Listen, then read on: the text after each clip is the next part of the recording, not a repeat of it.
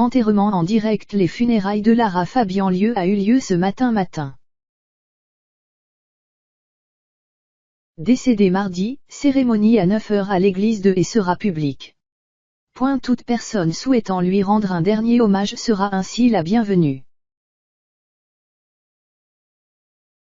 Lara Fabian, née d'un père flamand et d'une mère sicilienne, a grandi à Catane et dans la périphérie de Bruxelles.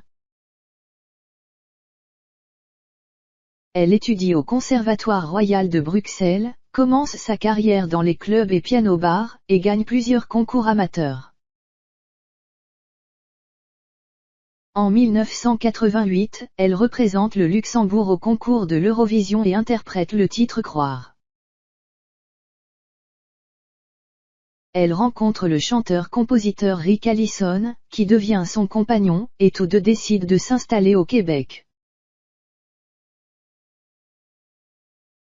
Lara Fabian sort son premier disque en août 1991. Son deuxième album, Carpe Diem, sort 3 ans plus tard. Après avoir prêté sa voix au personnage des Esmeralda dans le dessin animé Le Bossu de Notre-Dame, la chanteuse belge sort son 3e album, Pur, qui sera disque de diamant en France, 1996. En 1997, elle enregistre une chanson pour la nouvelle version du conte musical Émilie Joly, de Philippe Châtel.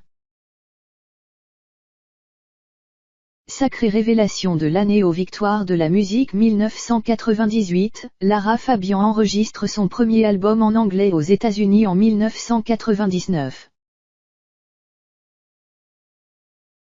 L'album Nu, sorti en 2001, rencontre un franc succès, il est double disque de platine en France. En février 2005, elle sort son 5e album français, Neuf, écrit avec son nouveau compagnon, Jean-Félix Lalanne.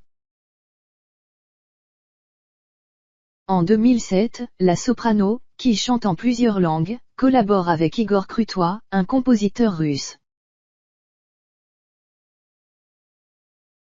Avec son album Mademoiselle Zivago, Lara Fabian entame, en 2012, une tournée de 30 dates en Europe de l'Est et en Russie, Saint-Pétersbourg, Moscou, Kiev, etc. En 2013, son 11e album, Le Secret, se classe numéro 1 des ventes. Cette année-là, Lara Fabian est victime d'un accident auditif lors de répétitions en studio, après avoir été soumise à un son trop viol.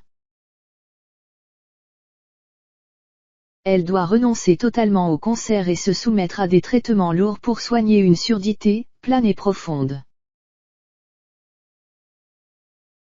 Elle ne pourra reprendre ses tournées qu'en 2015.